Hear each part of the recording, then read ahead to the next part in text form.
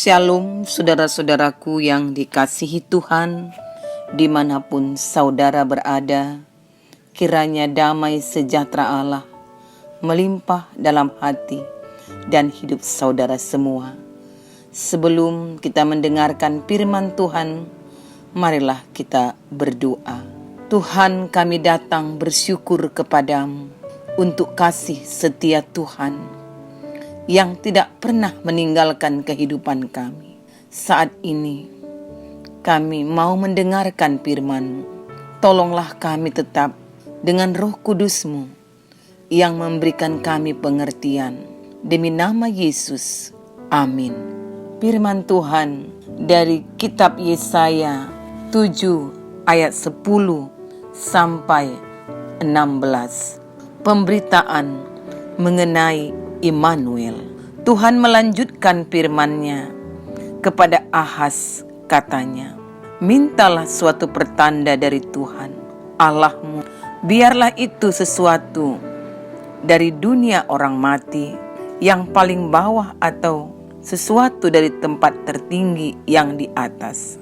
Tetapi Ahaz menjawab, aku tidak mau meminta, aku tidak mau mencobai Tuhan. Lalu berkatalah Nabi Yesaya, baiklah dengarkan, hai keluarga Daud, belum cukupkah kamu melelahkan orang, sehingga kamu melelahkan Allahku juga? Sebab itu Tuhan sendirilah yang akan memberikan kepadamu suatu pertanda. Sesungguhnya seorang perempuan muda mengandung dan akan melahirkan seorang anak laki-laki, dan ia akan menamakan dia Immanuel. Ia akan makan dadih dan madu sampai ia tahu menolak yang jahat dan memilih yang baik.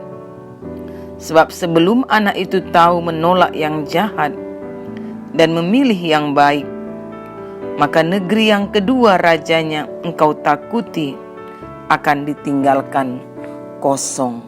Tema kita, Allah beserta kita. Saudara-saudaraku yang dikasihi Tuhan, kita memasuki minggu Advent yang keempat. Dalam pemberitaan firman Tuhan ini, kita mendapatkan bagaimana firman Tuhan memberitahukan kita bahwa Raja Ahaz rugi karena mengabaikan pertanda yang diberikan oleh Nabi Yesaya. Ini adalah tanda keselamatan yang berkaitan dengan keselamatan seluruh negara Raja Ahaz. Tapi Raja Ahaz tetap tidak mau menerimanya. Akhirnya ia dikalahkan oleh Asyur, negara yang dia ingin bersekutu. Sesungguhnya Nabi Yesaya sudah memperingatkan Raja Ahaz supaya meminta suatu pertanda dari Tuhan. Tapi raja menolak memohon Tuhan dengan alasan yang kelihatan baik. Saudara-saudaraku, untuk meyakinkan Ahaz, Yesaya menunjukkan tanda dari Tuhan. Sekalipun Ahaz tidak memintanya, tanda itu berupa seorang anak yang dilahirkan dari perempuan muda. Anak itu akan dinamakan Immanuel. Anak itu dituturkan akan makan dadih dan madu sampai bisa menolak yang jahat dan memperjuangkan yang baik. Apa yang disampaikan Yesaya ini menunjuk pada keadaan Israel yang akan mengalami penindasan hebat sampai anak itu tumbuh menjadi dewasa. Ahaz menyatakan bahwa ia tidak mau meminta tanda dari Tuhan. Alasannya ia tidak mau mencobai Tuhan. Penolakan Ahaz hanyalah alasan yang dibuat-buat. Di balik keengganannya, sebenarnya Ahaz sudah membuat keputusan untuk bersandar pada kekuatan Asyur. Itu berarti Ahaz menjadi hamba Asyur. Keputusan Ahaz menunjukkan ketidaktaatan dan ketidakpercayaannya pada Tuhan. Ahaz merasa kekuatan Asyur dapat menolong keluar dari persoalannya. Di sini kita melihat bahwa Raja Ahaz melihat bagaimana pertolongan itu didapat dari yang kelihatannya kuat. Di sini termasuk angkatan perang Asyur dan jumlah tentara dari bangsa Asyur itu sendiri. Saudara-saudaraku, dalam nubuatannya Yesaya menyatakan bahwa pengharapan Ahaz akan menjadi sia-sia. Asyur yang diharapkan menjadi tempat Ahaz bersandar dan berlindung justru akan berbalik. Asyur dinubuatkan menjadi ancaman serius yang akan menghancurkan kerajaan Yehuda. Peristiwa penyerangan Asyur ini menjadi awal dari penderitaan panjang yang akan dialami Ahaz, keturunannya dan rakyat Yehuda. Mereka akan menjadi bangsa yang kalah dan hancur. Anak yang dijanjikan itulah yang akan mengembalikan kejayaan umat Allah. Siapakah anak itu? Tidak dijelaskan lebih lanjut oleh Yesaya. Ia hanya mengatakan anak itu bernama Immanuel.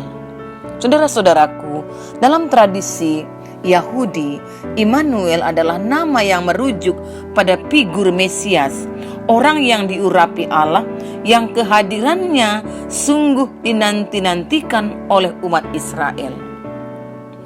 Dan iman Kristen meyakini bahwa yang dimaksud Immanuel adalah Yesus sendiri. Injil Matius 1 ayat 23 dapat kita baca, demikian berbunyi, sesungguhnya anak darah itu akan mengandung dan melahirkan seorang anak laki-laki, dan mereka akan menamakan dia Immanuel, yang berarti Allah menyertai kita. Jadi saudara-saudaraku, bahwa Injil Matius ini mencatat dengan jelas pernyataan malaikat yang menubuatkan tentang figur Immanuel yang digenapi dalam diri Yesus. Yesus disebut Immanuel, menandakan bahwa Allah menyertai umatnya. Saudara-saudaraku, dari nas renungan ini dapat kita lihat bagaimana dalam minggu-minggu Advent menyambut Natal yang semakin dekat, kita semua mendapatkan kekuatan. Kita diingatkan makna Natal yang paling pokok adalah Immanuel, Allah beserta kita, seperti tema renungan ini. Saudara-saudaraku, hidup ini tidak selalu enak, tetapi Immanuel, Allah menyertai kita, Allah beserta kita. Hidup ini tidak selalu sukses, tetapi Immanuel, Allah beserta kita. Kita tidak selalu sehat, tetapi Immanuel, Allah menyertai kita. Saudara-saudaraku, kalau kita sungguh percaya hal ini, bahwa Allah beserta kita, maka apapun dapat menimpa kita, tetapi kita tidak akan kalah. Kita tidak perlu kalah. Di balik bayi yang terbaring lemah di atas palungan yang amat sederhana itu, sesungguhnya tersembunyi suatu kuasa yang luar biasa yang tidak terkalahkan. Kuasa kasih Allah, kuasa Immanuel, Allah beserta kita. Kuasa penyertaan Allah itu dinyatakan bagi kita. Oleh karena itu, saudara-saudaraku, marilah kita tetap bersyukur. Kita tetap merasa bahwa Allah tidak pernah meninggalkan kita. Kita ingat tentunya apa yang dikatakan oleh Yesaya 40, bahwa mereka yang menanti-nantikan Tuhan akan mendapat kekuatan baru. Orang-orang muda bisa menjadi lelah dan lesu. Para teruna bisa jatuh tersandung. Tetapi orang-orang yang menanti-nantikan Tuhan akan seumpama Raja Wali yang naik terbang dengan kekuatan sayapnya. Mereka berlari dan tidak menjadi lesu. Mereka berjalan dan tidak menjadi lelah. Saudara-saudaraku, jangan seperti Raja Ahaz yang mengandalkan pengharapannya, bahkan yang mengandalkan kekuatannya pada apa yang terlihat kokoh. Ingatlah, apa yang terlihat kokoh di dunia ini selain Tuhan, semuanya bersifat fana, terbatas. Tapi satu-satunya tempat kita mengandalkan kehidupan ini hanyalah Tuhan yang kuasa, yang penuh kasih, yang selalu menyertai kita. Immanuel. Saudara-saudaraku, janji Tuhan ini bukan janji yang gombal, bukan janji yang tidak nyata. Kita dapat membuktikannya dengan tetap meletakkan seluruh harapan kita kepada Tuhan dan menerima apapun yang ditentukan oleh Tuhan bagi kita. Lalu lihat apa yang akan terjadi. Memang bukan bahwa segala sesuatu akan menjadi dramatis dan romantis dalam hidup ini, tapi kita akan memperoleh kekuatan yang luar biasa untuk menghadapi apapun.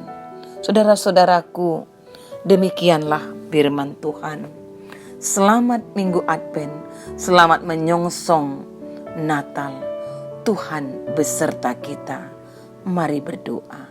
Terima kasih Tuhan Yesus, Engkau Allah yang menyertai kami. Buatlah kami terus berharap hanya kepadamu, bukan kepada dunia ini, bukan kepada orang-orang yang terlihat kokoh dan kuat. Tuhan, hanya Engkau tempat kami bersandar dalam menghadapi seluruh persoalan hidup kami. Inilah doa kami, demi nama Yesus. Amin. Shalom saudara-saudaraku, Tuhan Yesus memberkati.